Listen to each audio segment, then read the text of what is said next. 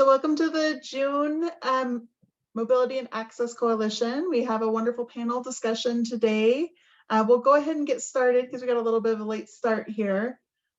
Your registration link that you used to register should have had a one-tap link. So if you lose connectivity or lose access to the internet during the middle of this, you can always call in and listen in to the conversation. You won't be able to see the slides, but you can listen in on your phone.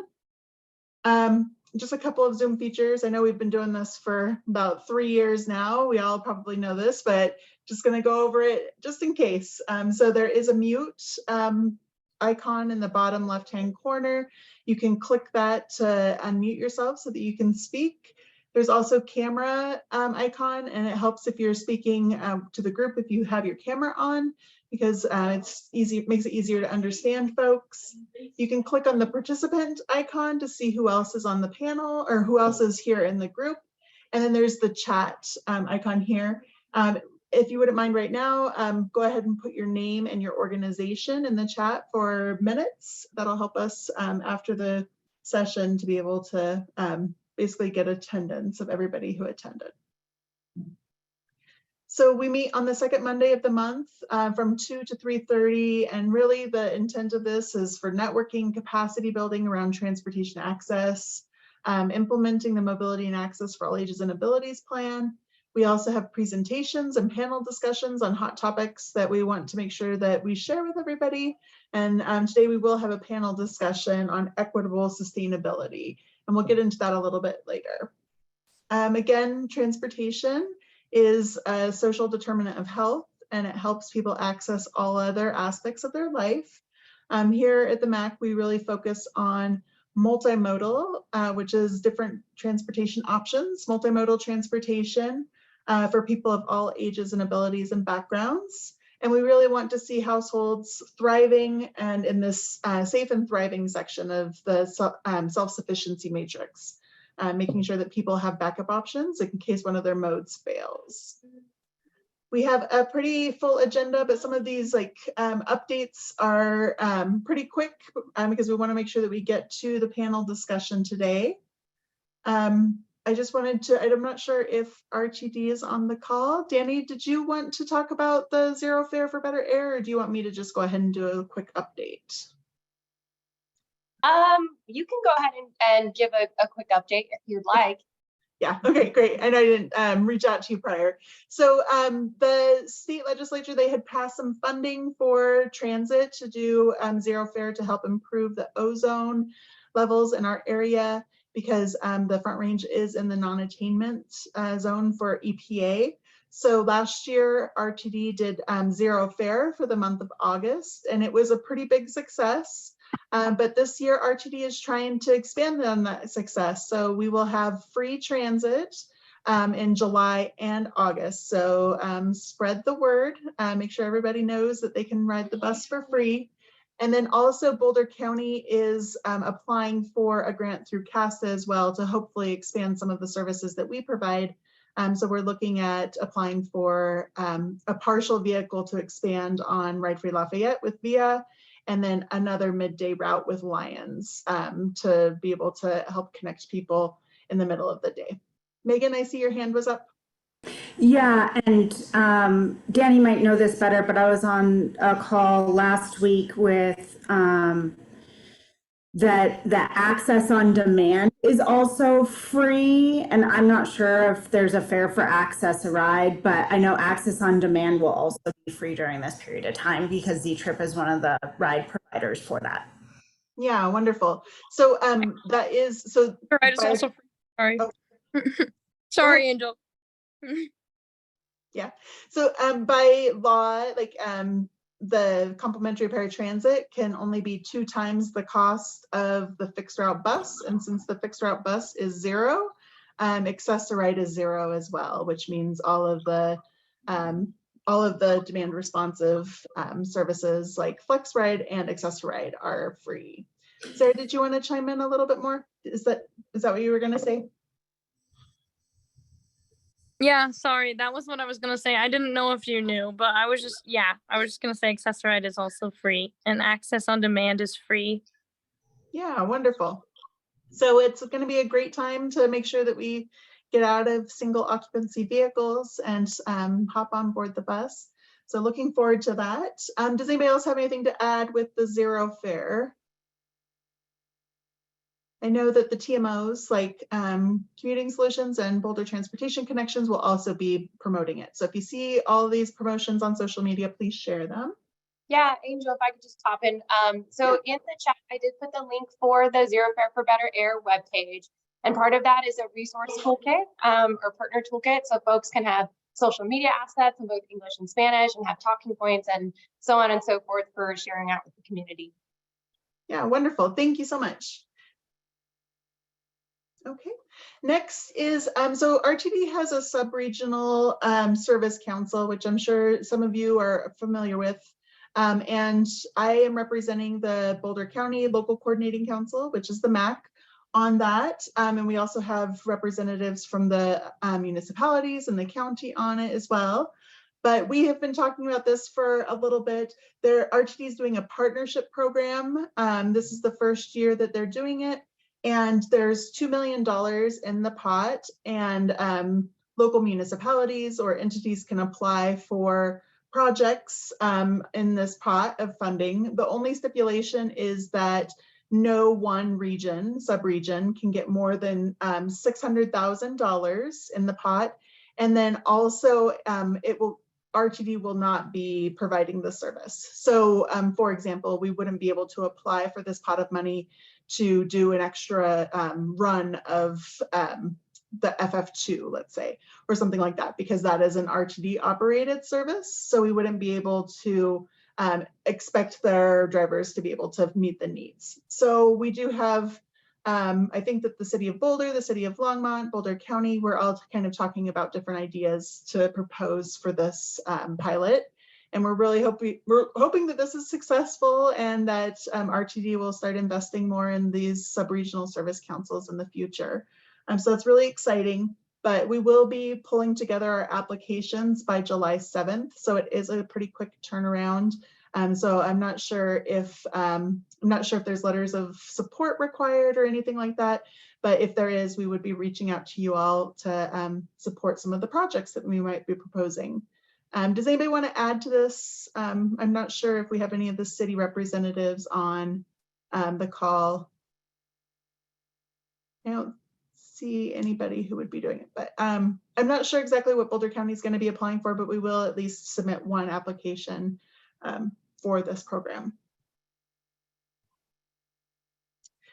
The next topic we have is a lunch and learn. So tomorrow we have a B-cycle lunch and learn.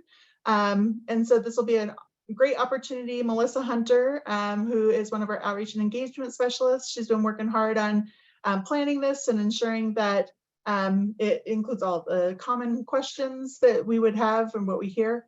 And we will record that and we will share it out in the newsletter that comes out next week. But if you can attend, that would be great. And I think that we're going to share the link in the chat if we haven't already. Oh, Jessica has, she's on it. So yeah, please go ahead and sign up and support, share it with anybody that you think might be interested in learning a little bit more about B-cycle. I don't have any concrete information on this next update, but I did want to kind of get it on everybody's radar.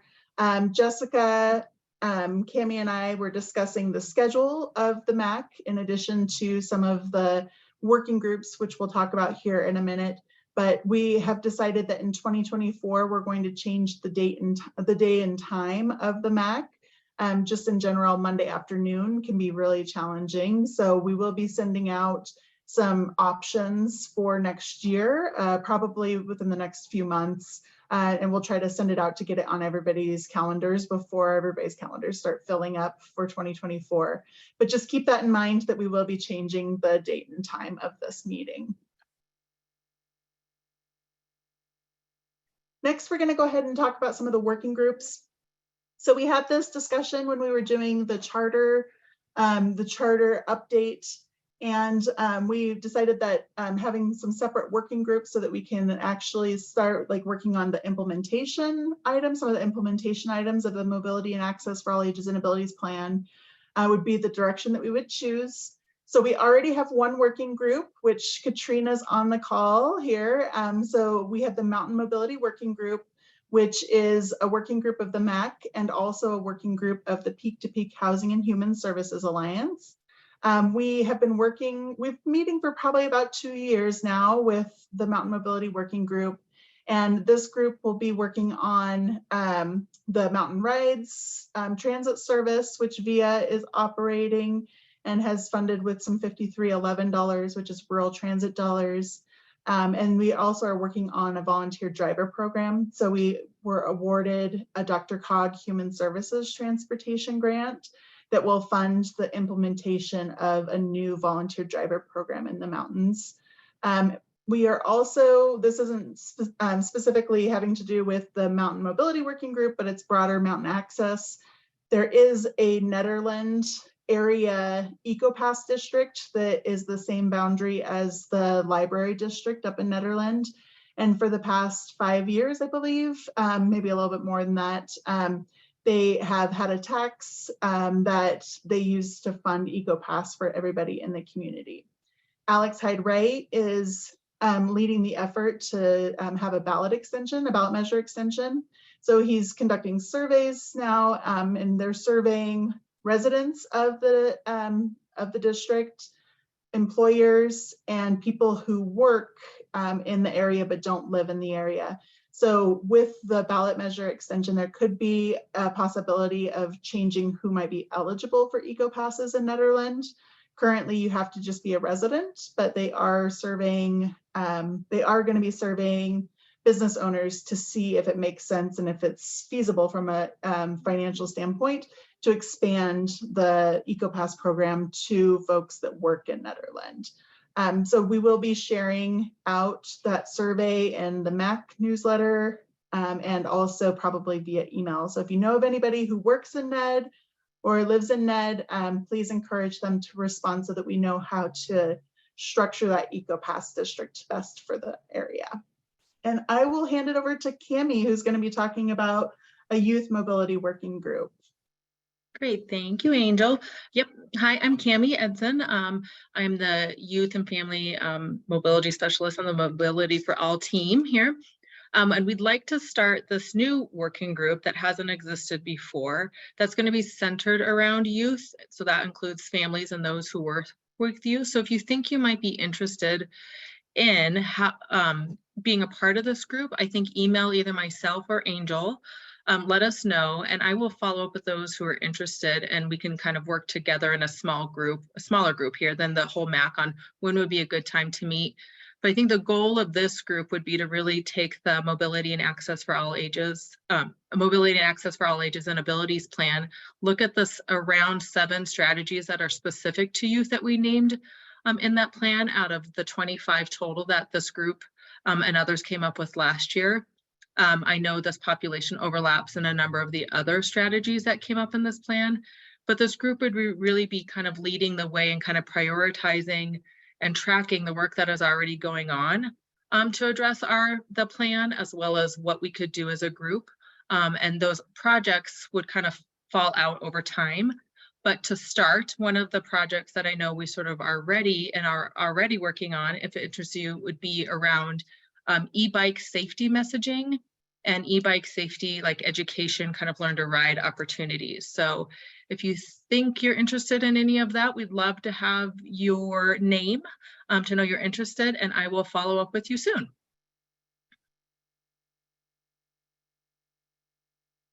Great, thank you, Cami. And I know, Jessica, you don't have too many details on the Latinx working group. Did you want to say anything at this point? Yeah, similar to Cami, I'm trying to find people who will be interested in this Latinx Latino mobility working group. This will probably come later next year.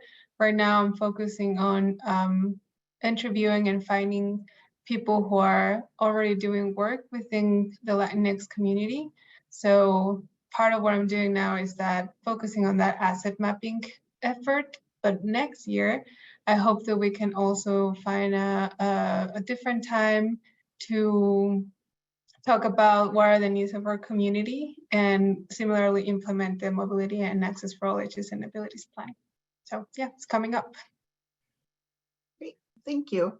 So there'll definitely be some opportunities to get involved. And then also, Elaine, I see that you put a link in there. Do you want to unmute yourself and tell everybody about the event? Yeah, thanks, Angel. Since you mentioned the interest in e-bike safety, I wanted to point out to anybody that was interested, there are some classes Community Cycles is offering during Walk and Bike Month. There's, I think, 3 of them. It might all be Monday nights, but there's definitely one this evening, and they're free. And I think they're really great from what I've been hearing about them, just because for one, I've noticed e-bikes are a little heavier and different than other bikes, so learning to handle them is really important. Learning how to secure your e-bike is crucial because you don't want that disappearing. And how to properly maintain your battery is also something that's of very high interest, because if you wind up getting a lesser battery or overcharging your battery, those things can be fire hazards. So just paying attention to that and learning all you can about e-bikes is a great opportunity. Great, thank you.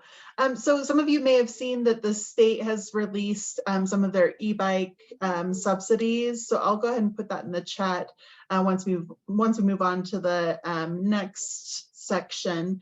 But there's also some different municipalities are also providing subsidies for e-bikes as well.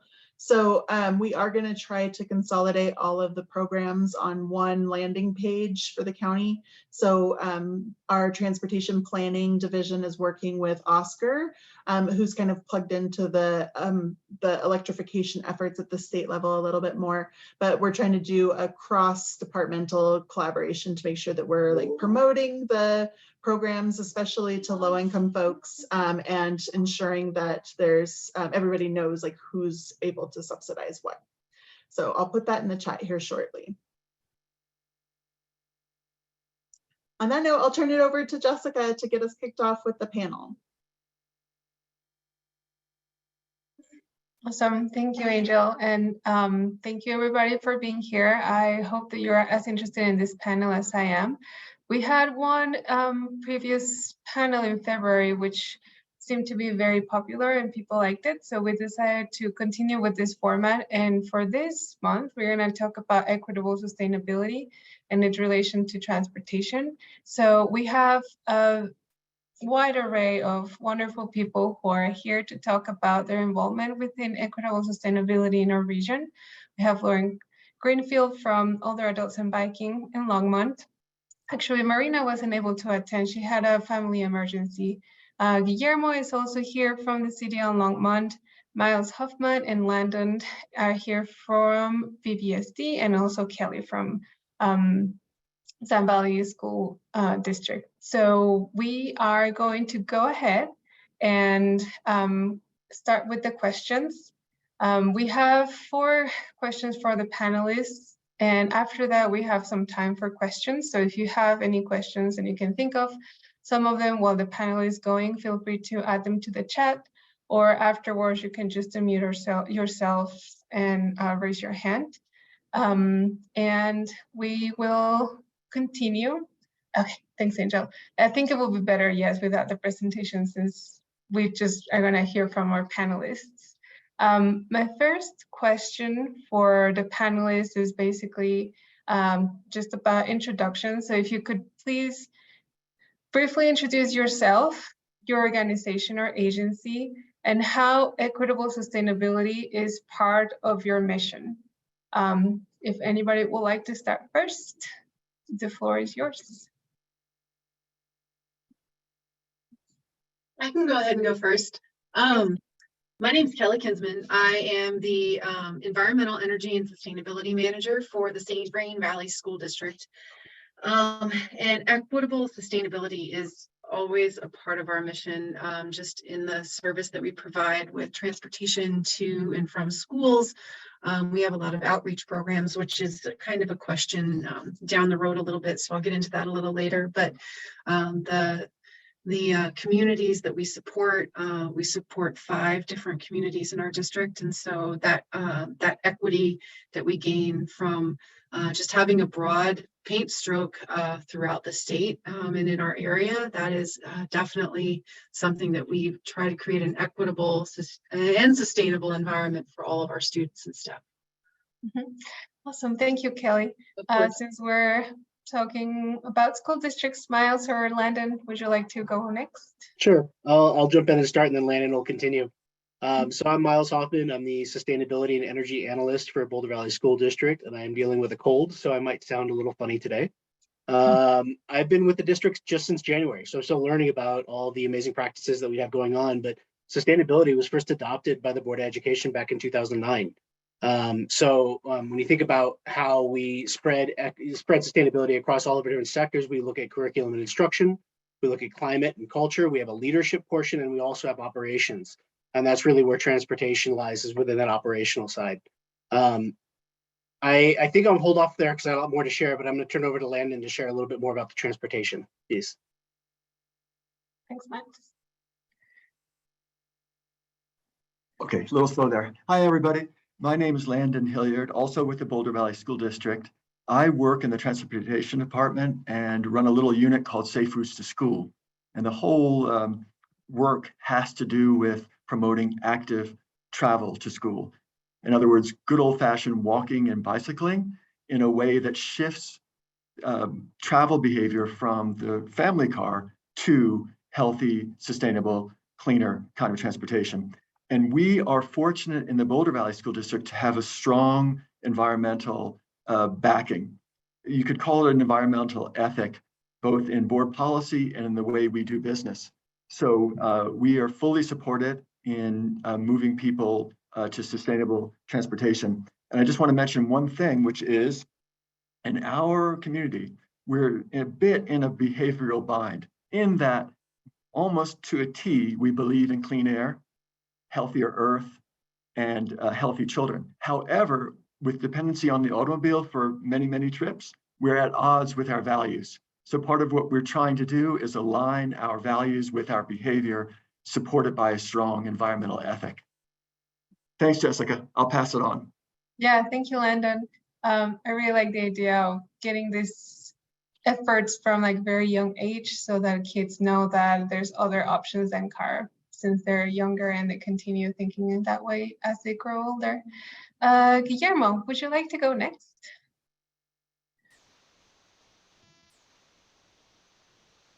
Oh, I don't think we can hear you. It's okay, we can come back to you if you want. Lauren, how about you?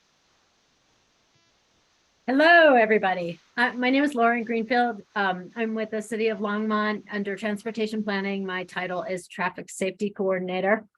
And I actually looked up Longmont's mission statement so I could say it because I didn't know what it was, which is to enhance the quality of life for those who live in, work in, or visit our community. And the way this works into sustainable equitable sustainability is, if you look back on our Envision Longmont plan that was adopted several years ago, it really looks at everyone in Longmont. There were so many community meetings, and how do people get from one place to another within Longmont and beyond, and looking at transportation needs, home needs, accessibility to food and provisions and everything else. And I think that's where that comes, that's where that is relevant. And really working in, living in, and recreating in, you have to be able to access all of those things. And so we really, I think, look at everybody, and I'm big into how do people get to their destination if they don't have their own motor vehicle to get them there. Mm-hmm. Awesome. Yeah. Thank you so much, Lauren. Let's try again, Guillermo. Hopefully your audio is looking better. I don't think so, but I think you can call into the Zoom call. I wonder if somebody has the number handy. And then I think that's what happened to in our previous panel for some reason. But don't worry, We will get it to you, I promise. In the meantime, I think we can move on to the next question and then give Guillermo a little bit of time to join the conversation via phone. Can you hear me now? Yes, we can hear Okay. you now. Never mind. Guillermo, would you like to introduce yourself? Sorry about that.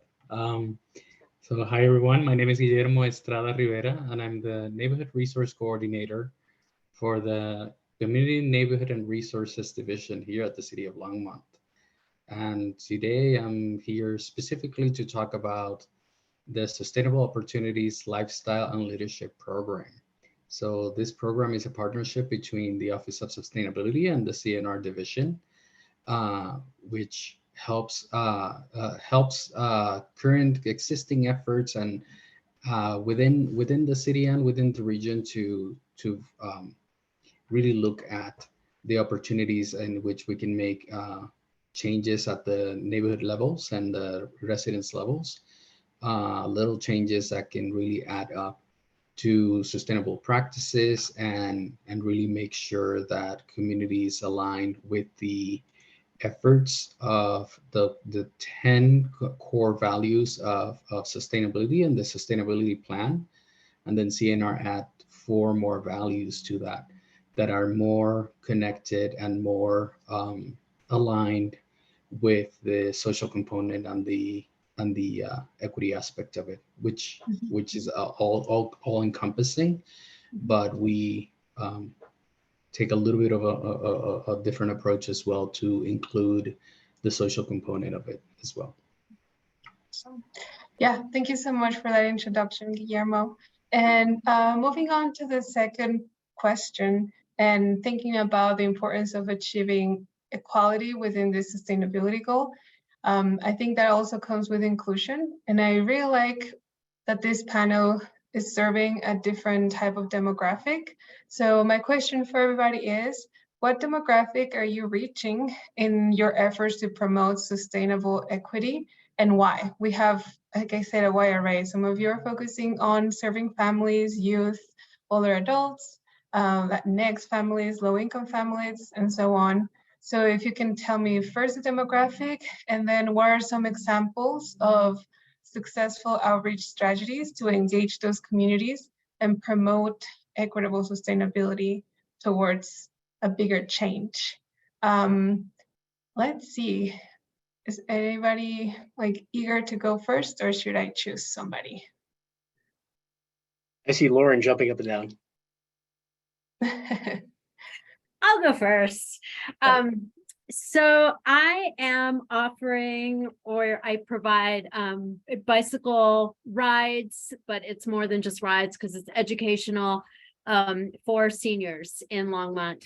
And honestly, not everyone is always a senior, but usually they are, and a lot of retired folks. And I've been doing this for several years, probably 6 or 7 years. And I find that I'm amazing. I'm going to give 2 little stories, but there are so many people who would like to ride bikes. They see people out riding bikes, and a lot of these people are retired now, so they have the time. They might have the bike that's been in the garage for several years or decades, or might have the means to go get a new bike even, but they don't even know where to start. And so coming to especially my beginner class that I do on Thursdays, really I've seen how it gives older members in the community the confidence to not only ride their bike, but to figure out where to go, how to get there, because the reality is they may be used to driving in their car and they only know the Hover streets, the 119s, the big roads. And one of my personal goals on every single ride is to have at least one person say, wow, I never knew that road or that shortcut or that bike path was there. And to give them the confidence to go out, whether they can eventually ride their bikes by themselves, or whether they eventually say, oh, wow, Lauren rides to the grocery store or whatever to get everything. I'm going to try and take my little pannier and buy, my whatever I need to make this curry tomorrow night. or ride to the farmer's market. So I think that giving them those tools, but also building the camaraderie and knowing that if something happens, if they do get a flat tire, if their chain comes off, or if they even just hear a noise, and what is that noise that I'm hearing? Is it safe to keep riding? Has really given a lot of older adults in Longmont the confidence they need to ride. And I will, can I, do I have time for 2 quick little anecdotes? Yeah, sure. One guy last summer, he became a regular on my Wednesday rides. My Wednesday rides are a little bit longer, a little bit faster. And I remember him saying one time that you guys are sometimes the only contact I have with people all week, and my only like social outlet. And I was so touched by that. And I was like, wow, this is, I mean, that was huge for me. So there was him. And then another gentleman last year, he had a fall, and he had I forget what it's called, but he had a incident, and we ended up calling 911. The ambulance came, and he had a recovery the rest of last summer. And this year, my Thursday beginner rides just recently started, and he wrote on the meetup like, oh, happy day. And he's just so excited to be back because this is his social group. And I think since he did have that incident, and it wasn't a fall, or it was something that I forget what the term is. But it was a health issue, not a fall on a rock or bump into somebody. And I think that for him, just having a group to ride with gives him a lot of confidence. Right. And it's so important, especially as, when people are older adults and they've driven most of their life, that transition into biking or other modes of transportation can be very scary. So I think what you do is important to not only create those mechanisms, but also help with those barriers, and additionally create community with them, which is very important. Thank you, Lauren. I believe the Marina is also able to join. Marina, if you're available and willing and able, we are doing our second question. So if you wanted to, you can respond at the end so you can have a little bit more time to prepare. So I'm gonna go with Miles and Landon next. So would you like to tell us a little bit about your the demographics that you reach and some success stories to create this change towards equitable sustainability? Sure. Yeah, I'll jump in. And obviously, as a school district, I think it's fairly evident that youth engagement is kind of core to what we do, but it is broader than that. So it's both youth and partnerships. So one of the main things that I've been doing since I started in January is actually meeting with various student groups, various eco clubs at all of our high schools. We have a student advisory committee, or sorry, not a sustainability advisory committee that is made up of a number of students, parents, teachers, staff, and community members that help drive us in our sustainability actions. And just recently, there's this build out and a desire from student voices to move to create a climate justice core curriculum piece. And it's being built out currently. It's very early on, so I don't have too many details about it. But the idea here is that we want to make sure we're hearing from the students as to what they're actually experiencing in classrooms and schools, not just what we at the district feel like they are encountering as they go to school. And the other thing I mentioned is partnerships. So we have partnerships with all of our municipalities that we exist. We have MOUs with them to provide emergency shelter at our schools and so on and so forth. We also host things like vaccination clinics, community events, things like that at our buildings. And then we have 28 partner educators in the environmental sphere, including organizations like EcoCycle, City County of Boulder, CU, Cowwood, Thorn, and just on and on. So, it's both the demographics of reaching the parents and the students, but also bringing in the entire community to help raise that village, not just relying on what they're learning in the classroom. And Landon, I'll turn it over to you. Thanks, Miles. Building on what Miles just said about outreach and partnership, we have a couple of big events, and one in the fall and one in the spring, that basically invites the entire school district, young and old, to come out and walk or bicycle. It's called Walk to School Day in the fall. It's called Bike Week in the springtime. And these are big tent events that give people an excuse to brush off the bicycle, to tie the tennis shoes and walk and bicycle. Related to that is an education program where we bring bicycles and trained instructors and go to PE class with bicycles, so that's a level playing field to loan, and helmets, of course, and give training and then go on community rides. A long time ago, People for Bikes, a national organization, had a slogan of something like, bikes can do that. And so how we look at bicycling, and walking for that matter, is empowerment.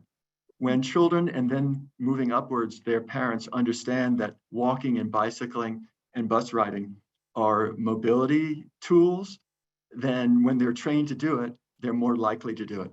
One last piece of this, which is an offshoot and has to do with partnerships, is a strong idea of bicycle distribution, where we collect bicycles, refurbish them, and give them back out. Thanks to Boulder County and a partnership with the city of Lafayette through the Nature Kids and Thorne Institute grant programs, we've done this in the city of Lafayette a couple of times. And back to what Lauren says about connecting with other people, the joy that someone has to have wheels of her own and be able to get around town without having to bum a ride from someone or feeling stuck is truly empowering. So just to build on what Miles said, we do think about outreach and education and partnerships to spread the good as widely as possible. Mhm. Thank you, Landon. I really like that you mentioned not only events and the space to bike, but also the education that comes with it and the resources that the youth and their families need. I think it's very important. Let's see, Kelly, would you like to go next? Sure, of course. So here at St. Vrain Valley School District, we our transportation, I'm speaking on behalf of our transportation department as well, but we, as far as equitable sustainability and transportation, we obviously are a school district, and we are both in Boulder County and Weld County, and so those are two fairly different demographics, and we obviously transport students every day with our busing. But not only that, we provide assistance for low-income families through our transportation department to get to appointments that they would not be able to get to otherwise. We also transport disabled and elderly folks to appointments in and out of Longmont proper. And then we obviously cater to all of our Title I schools as well, with additional transportation options for before and after school programs as well. And we too, as Landon and Miles went over here at St. Vrain Valley, we do bike to school day. We do provide incentives through our Green Star School program, which we partner with EcoCycle on from a sustainability, I guess a community sustainability and environmental sustainability platform.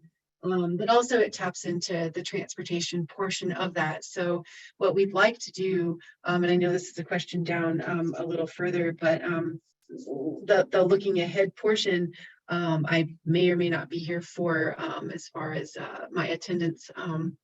But looking ahead, we are planning to start putting some sort of quantification like a greenhouse gas or climate change stamp on transportation methods to and from school to let students be more aware of their actions and be socially and I guess sustainably responsible for and knowledgeable to transportation, whether it's a bus, whether it's a car, whether it's a different mode of transportation, like human powered transportation, and kind of assigning a climate change index, so to speak, to make them a little more globally aware of their impact from a transportation standpoint too.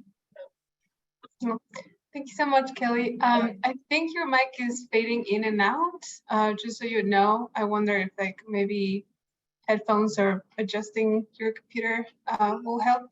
Just so you know. Yeah, my computer has a hard time with Zoom meetings. So I don't know. It's a Awesome. And last but not least, Guillermo, would you like to tell us a little bit about your inclusion effort?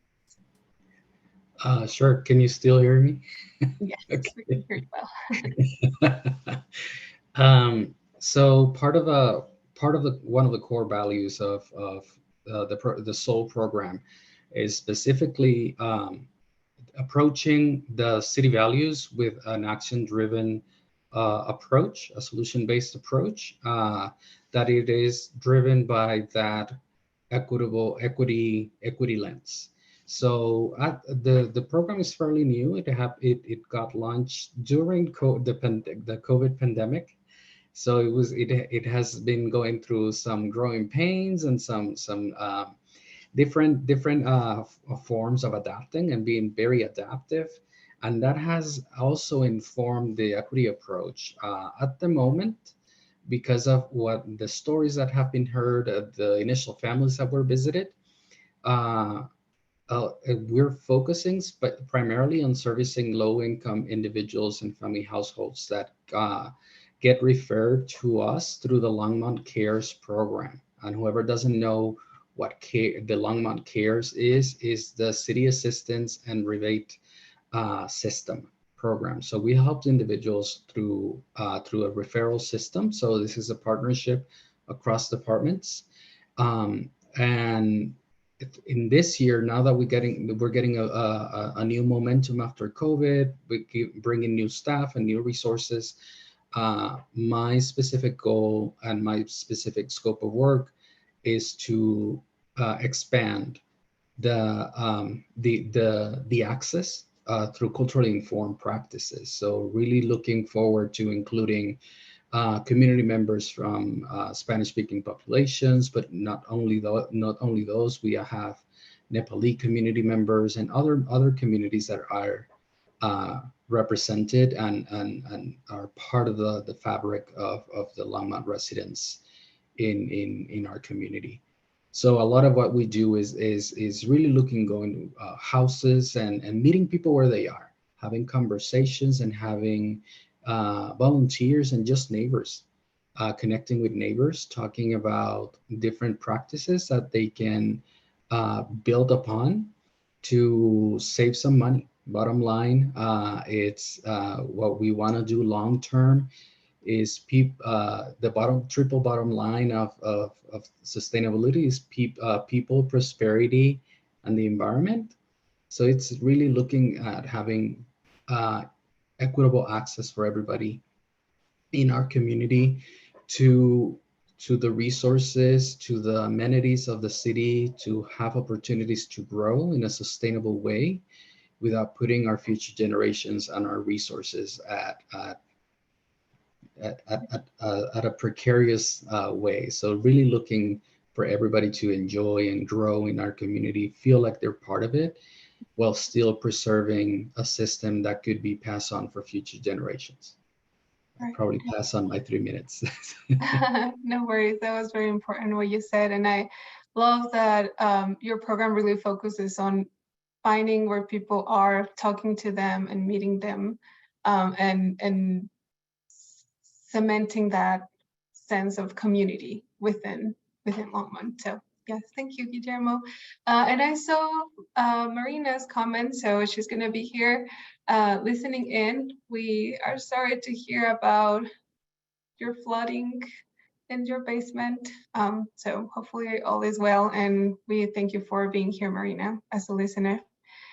Okay, so I'm going to move on to the third question. Some of you already talked about efforts, programs, events, rights that you do within your community and within your agency. So my question is, what progress or successes is your organization particularly proud of? You can mention a few examples or one example that really speaks to you. And what did it take for your organization to build the foundation of those wins? And I will go with, let's see, who hasn't gone first yet? Let's go with Kelly first. All right, there we go. Can everybody hear me okay? Yes. Okay. So our current efforts, we're in the process of kind of coordinating. I guess one of the items I'd just like to showcase really quickly is that our district is working with one of the churches in Longmont, and it's by Burlington Elementary, so right in the heart of Longmont. And we are partnering with that church to build a pollinator garden that will be accessible for families to ride their bikes in. There's not a lot of parking over on Bross in Missouri, so we're encouraging folks. We have a big, nice bike parking lot, and we have 3 acres that we're kind of collaborating with with those church individuals, and what we're going to do is build a pollinator garden for education. We're going to have the ability to have bees that will provide honey for the community, and everything will be fully sustainable on that property. But also our schools will have access to do programs where they come in and learn about pollinators, the importance of pollinators from a global sustainability aspect. But we ask that because of the fact that it is a pollinator garden, that we transport by foot to the gardens, and kind of showcase that, you know, different species are very sensitive to, you know, tailpipe emissions and whatnot, and reducing that can make a big impact on their lives, and then they make a big impact on our lives. So that's one of the main things that we're working on currently, that it should be done by next summer. So that's a very proud moment for our district. Oh yeah, that sounds so exciting. Yeah. Thanks for sharing that win, Yeah. Kelly. Thank you. Of course. Guillermo, would you like to go next? Sure. So I think the biggest and I think I talked about this in the previous response. One of the biggest wins for this program is specifically because it's community driven. So as we build the networks, we're not doing the work solely ourselves, you know, but we are empowering and we are building the capacity of our residents to really connect, to lead by example, and really inspire others to join something that comes from their own neighbors. It's building it from within the neighborhood. We provide resources, we build the capacity, but the community, it's the one driving this project. I think our biggest success is word of mouth, and really just keeping it at that level, making sure that it feels like it's connecting with the people that want to connect, and we provide and we get we process very seriously the input that we get from the residents, from the visits, and this is from the internal side of things. We've had partnerships with different departments. We are able to connect resources, folks to resources that they might be hesitant to access through a warm conversation. That is still part of, in our view, that is still part of building the capacity for sustainability. Connecting to resources, having referrals, and really having the opportunity to feel like they're included, so they can be part of a system and they can both benefit and contribute to it. So I'll leave it at I'll leave it at that. And then move to a quick anecdote. We respecting his privacy, we have one of the visits that we had. We connected with a resident that had severe needs, and we were able to meet some of those, at least the most pressing needs, through the networks, not only within the city but within community partners as well. And we're still building that relationship for this specific individual to feel support that he has expressed haven't felt in a very long time. So you can see that it's more than, for us, it's more of building that network, building that sense of connection that can really drive the community to feel that this is a project that belongs to them and we are supporting it rather than a city project that is making it, imposing ideas onto them. So we're partnering. We believe that we firmly believe in sustainability. It's one of our core values, but we deeply recognize that it's we can't do it all. We can't do it ourselves, and that we need to partner and make sure that the communities are part of the process and feel like this belongs to them as well. Yeah, thank you, Guillermo. Thank you for sharing that example and that success story, that only with those relationships that you build with the communities, how you were able to contact this person and help them and make them feel like they haven't felt hurt before. So yeah, thank you. Lauren, would you like to talk about some current efforts that you're part of? Sure. So I'm going to read my notes this time because last time I left out half of what I wanted to say.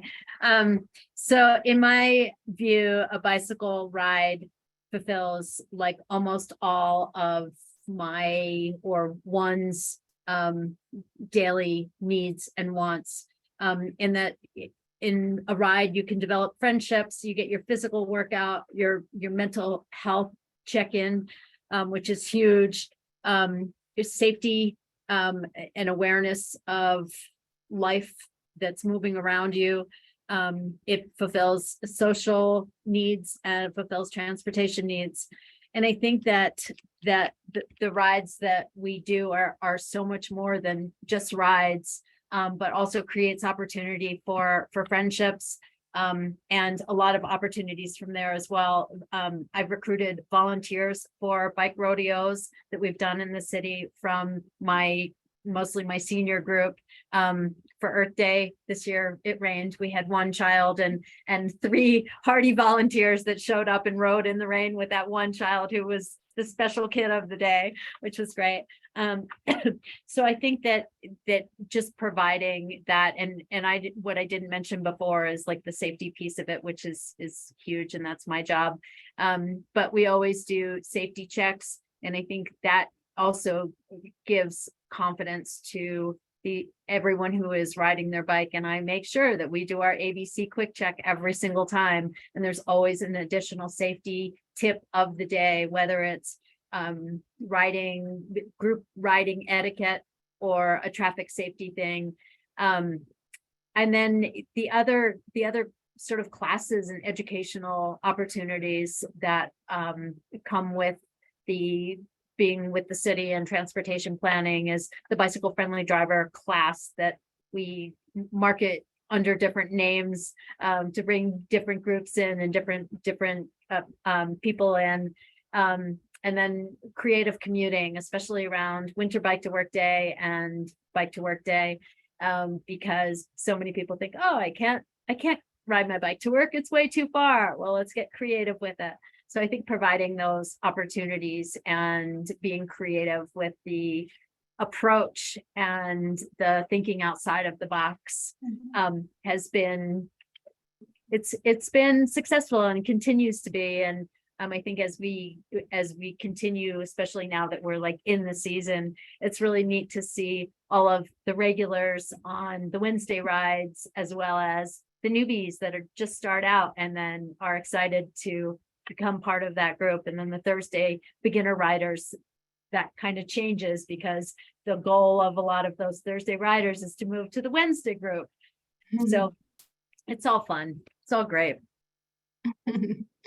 I love how happy you are when you talk about your groups. A little bit of passion comes through. Yeah, love it. Thank you, Lauren. Landon and Miles. So I think, one thing that I'll talk about is multimodal communication, right? Everyone here is familiar with multimodal transportation, but communication is also really important to do in multiple forms. So, before I even started back during COVID, one of the things that BVSD and many school districts did was really expand outdoor learning opportunities, getting students and families outside. And so I know a number of things that the district did was to meet with different communities and have listening sessions and education sessions in English and Spanish, to help parents understand the benefits of outdoor learning and to help them feel comfortable with their students in an environment that wasn't exactly safe at the time or comfortable for any of us.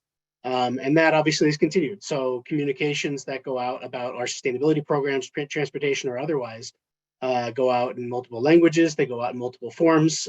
They go out both in person. We have a direct connection with many of the families that may not have access to regular email, that may not have access to even a consistent mailing address.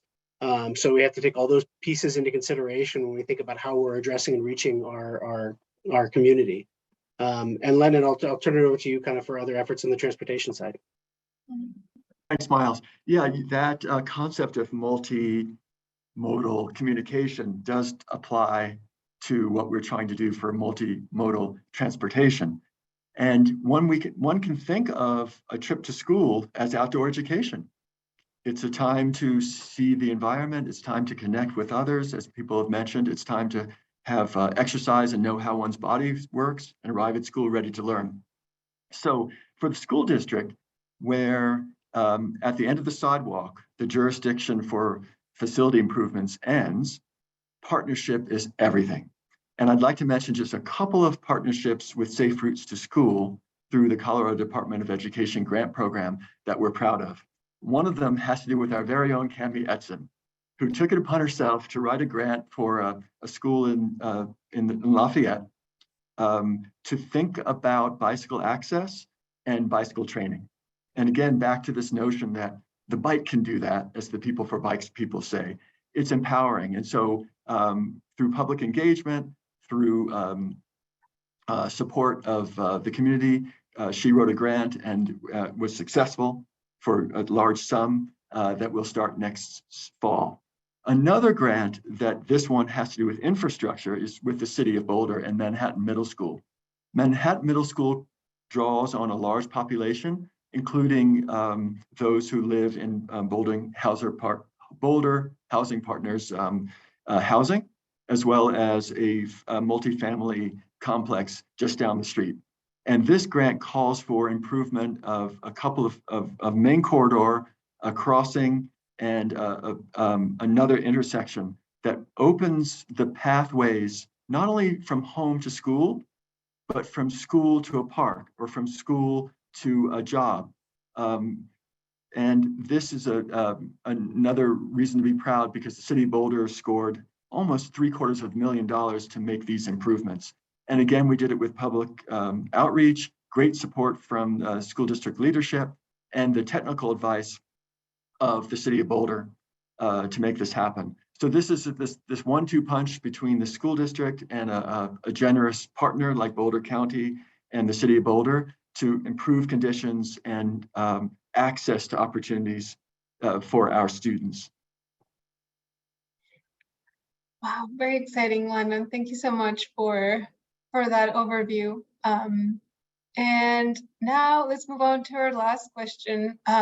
Just as a reminder, everybody's welcome to add your questions to the panelists after we're done with this last question, or you can also unmute yourself afterwards and raise your hand so we can have a little bit of time for a discussion. So, okay, so we talked about your efforts, the importance that you have towards equitable sustainability, inclusivity efforts, your current programs. Now, my last question is about the future. How does your agency or program plan to continue advancing efforts to promote equitable sustainability? And what is your vision for the upcoming future? Anything that you're looking forward to? Money coming in, expansion of your program, and so on. Guillermo, would you like to go first? Sure. I'm looking at the notes in different places.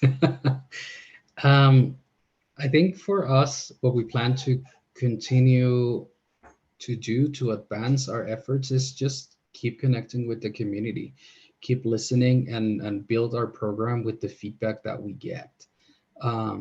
It's very important now that we are integrating culturally informed practices, that we draw the information from the local community members and the local cultural groups that we have around us, without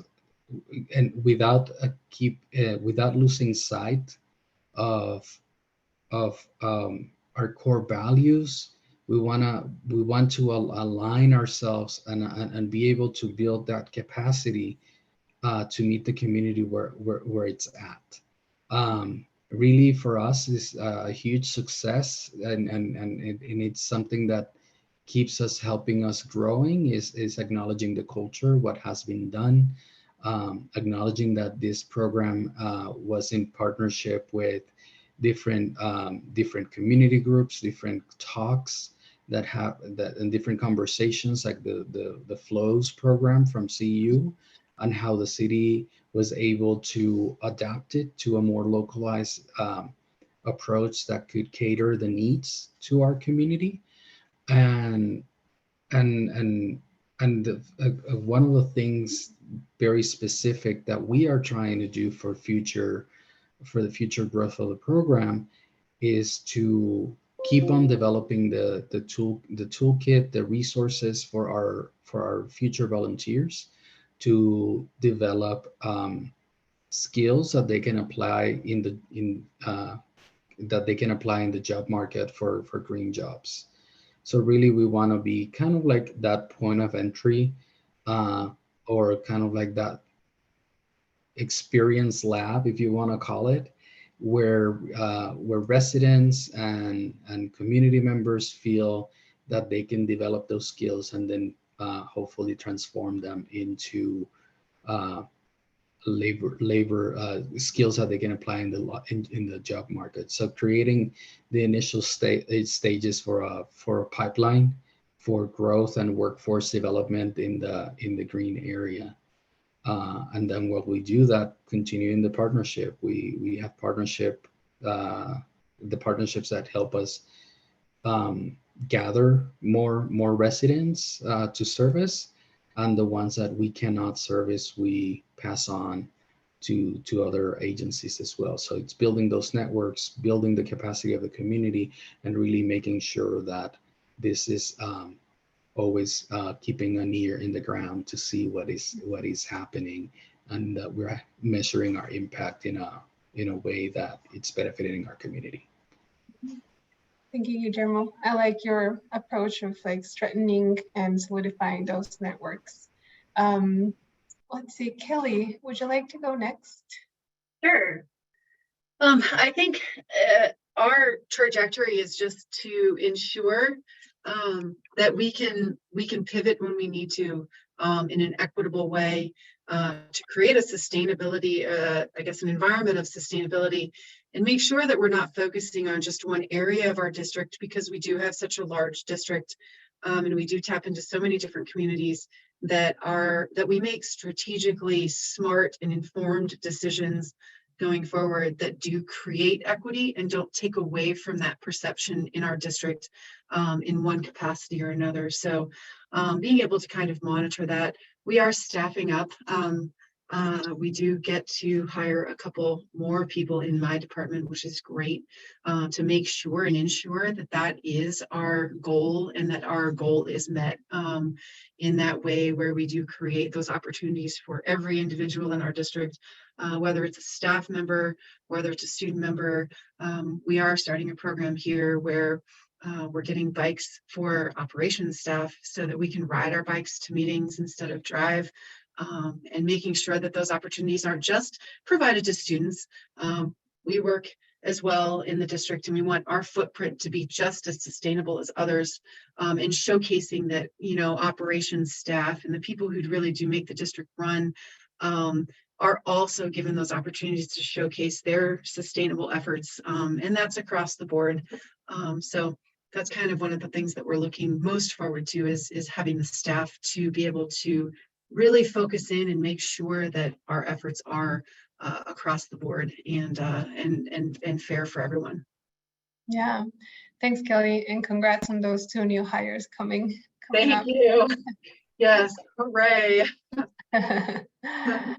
Thank you. Let's see, Lauren, would you like to tell us about your what you're excited about for the future?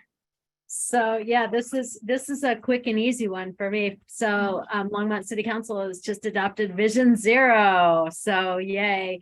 So we've got our work cut out for us on that. And I think just really educating and building those partnerships, developing that action plan to implement the Vision Zero. I know we're a little behind some of our neighbors. But I think that, we've also learned a lot, and we can look to our neighbors for successes and challenges, and, how do we move forward with our own action plan in developing this and educating the whole community. So that's really our big next step, which I'm excited about. Yeah, very exciting and very important. Thank you, Lauren. And last but not least, Miles and Landon. What about you? What are you looking forward to? So first and foremost, I'll echo what Kelly said in particular about ensuring that staff and the adult population of our school districts has access and information and education around sustainability, not just transportation, but beyond. We employ more than 4,000 employees at the district here, Landon, to go with our 30,000 students. So we obviously have a pretty broad network to reach out and engage with. The other thing that I wanted to mention, I briefly mentioned the development of a climate justice curriculum. That is something that is going to tie into community engagement and career and technical pathways. So I was at a meeting last month with the city of Louisville. Commissioner Stoltzman was there. Students from Fairview, Monarch, and Centaurus were all there. There was just a ton of folks. And what they're really talking about is getting students involved in local government to help create the policies moving towards a sustainable future, because it's often very hard especially for youth, to become involved in even just speaking up at a town meeting or a town hall or a board meeting, and understanding how to engage. So the big piece of that is going to be ensuring that students that go through these types of programs in our career and technical programs, that they have an equitable approach to compensation for their time and effort. So right now, students can get volunteer time, they have internship credits, but what we're also looking at is there are some students that don't have the time because they are using their excess time to work a job, to create a finance or revenue stream for their families. So how do you ensure that they get the same experience in education as the other students that maybe have more resources within their families, and creating an equitable approach to learning? So, that's kind of a long-winded way of saying it's a complex problem. And it's a complex challenge, but I think that there's a lot of great voices in the room that are going to work through it.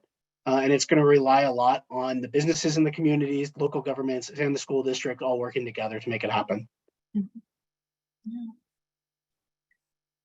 ahead, Lynn. Yeah, it's exciting to look ahead, isn't it? And there's so much work to be done.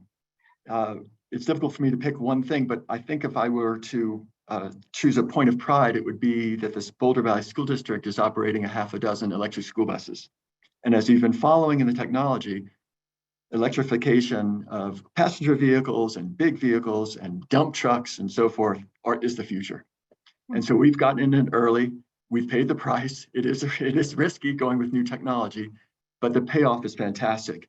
We have a slogan that we're thinking about, which is moving students towards a cleaner future. And that, of course, applies to a zero emissions bus, but it applies to walking and bicycling and all the ways that are available to young people, as well as staff and parents, to try another way, to think beyond the first choice, which is often the personal automobile. So I think that is what I'd end it with. Maybe another piece of the transit story is the innovation of RTD, working in partnership with the Colorado Energy Office and the Colorado Department of Public Health and Environment for the zero fare programming. And rumor has it that it could be zero fare for youth coming up to follow the zero fare for clean air. And if that's the case, think about the gateways that will open to our young people for clean mobility across the regional transportation district. And so between clean transportation of a zero emissions school bus and big RTD buses that go a lot of places, I think the prospects are looking up for mobility youth in a sustainable manner, let's say. Awesome. Yeah, thank you, Landon. And I know you mentioned that you might need to leave sooner rather than later. However, I think we can still have Miles for the questions. That was my last question for the panelists. So we still have a few minutes. If anybody would like to ask a question, feel free to do it. And a round of applause for our panelists too, for sure. Thank you for all of the knowledge that you shared with us and for being here. So yeah, I'm gonna be quiet for a sec and see if there's any questions.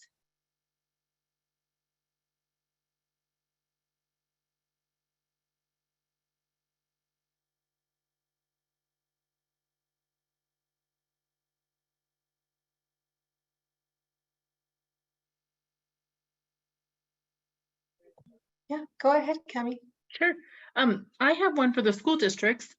How do you see the trip tracker program connecting to your sustainability and environmental plans?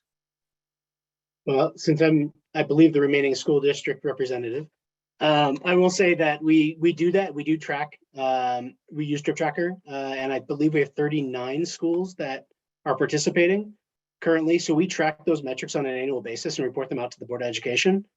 So they fall underneath our operational success metrics.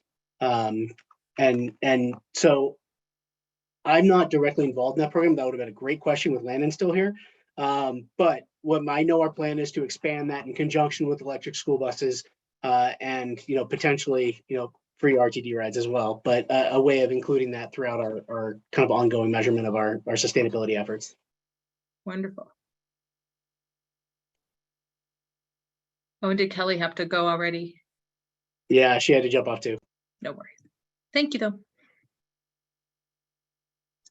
Thanks for your question, Cami. Any other questions before I turn it over to Angel? I guess I have a question.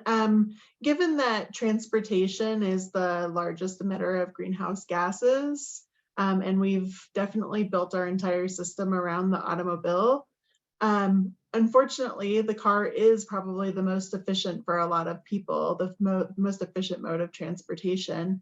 And if we take like a culturally responsive approach, maybe there's a lot of pride in car ownership among communities who maybe don't have a lot of money, or immigrant communities, or just in general. How do we like bridge, what advice do you all have on like bridging that gap currently, that the car is probably the easiest mode now, but it's not the most environmentally friendly, and like still honoring people's wishes?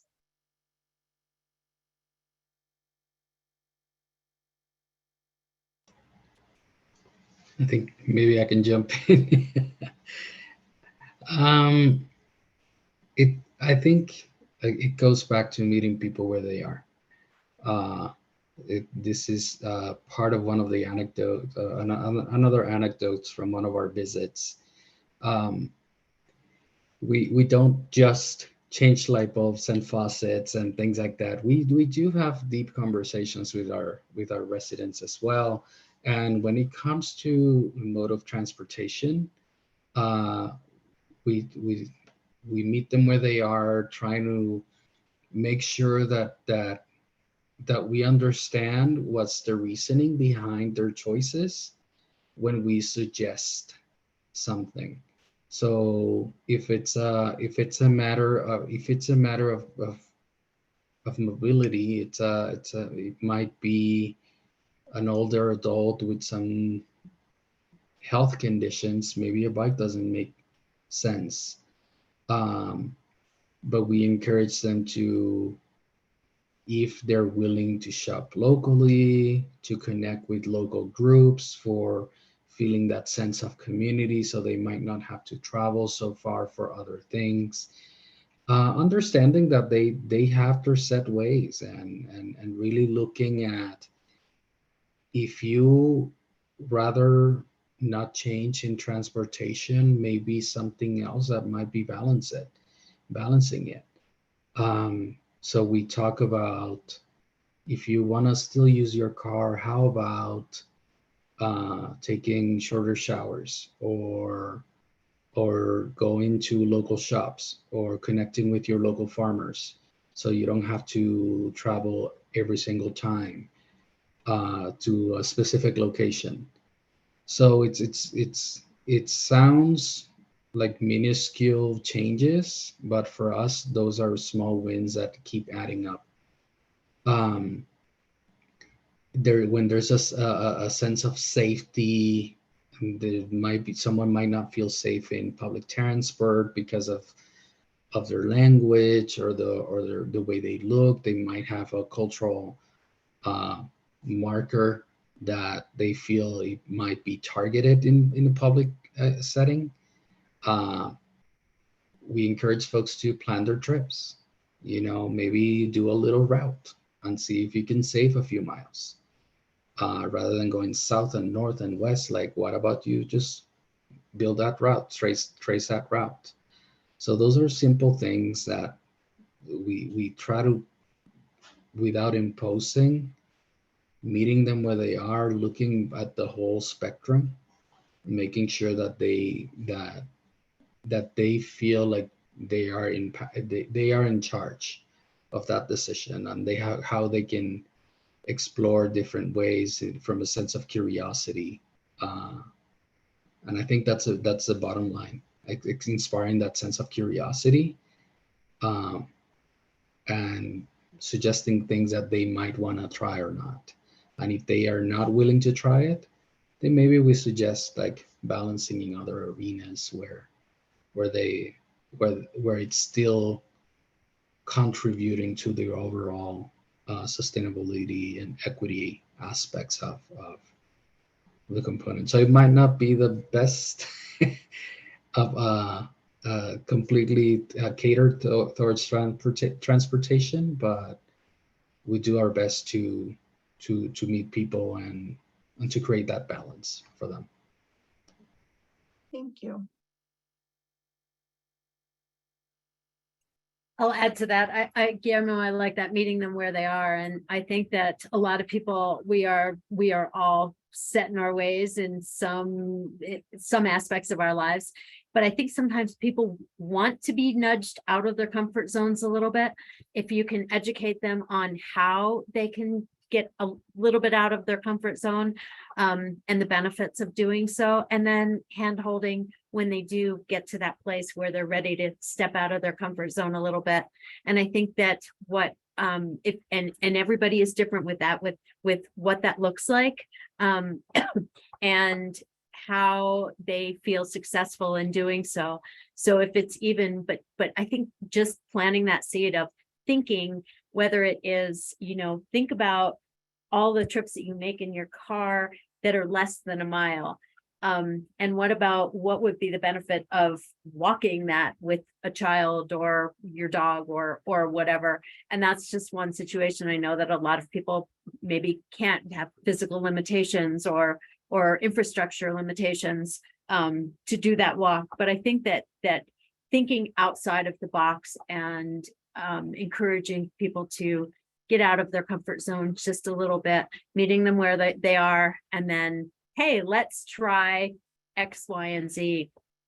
And yes, we absolutely live in a car culture, and it is fascinating to me, just to, I don't know, to see people's pride in their cars. I mean, it's huge. A lot of people self-identify, self-identify with their car. And I can't tell you, I am car free, and the looks and the questions that I got, it's mind blowing. Like I get places. So I don't know, not that I know most people can't do that, but it just, I don't know, the benefits, the little pieces. Leave your car at home for a day, try it, and then try and leave your car at home for a week. That's my challenge to whoever wants to take it on. Oh, I love that, Lauren. Thank you so much for that challenge. And I think that's a great way to end this panel. So thank you again so much. I will do another virtual round of applause. And I think we have 5 more minutes. I forget, Angela, is there anything else that you wanted to mention? Thank you again to all our panelists for their important words and all of their knowledge, and for sharing this time with us and teaching us a bit more about equitable sustainability. Thank you. Thank you. I don't have much else. I just wanted to put it on your radar that we're going to meet on July 10th. And I also wanted to thank Jessica and the panelists for an amazing job today. I really think it was a good panel discussion that we'll be able to share in the newsletter and hopefully inspire some other people to make some sustainable changes in their lives. And just really thank you for everything that you all do in the community. Next month, we have some presentations and we'll be working on some work plan items for the Mobility and Access for All Ages and Abilities Plan. And again, just thank you so much for all showing up today. Talk to you later. Thank you. Oh, and we're also going to share this recording to a YouTube channel, so in case you wanted to see it there. Thank you all. Have a good rest of your Monday.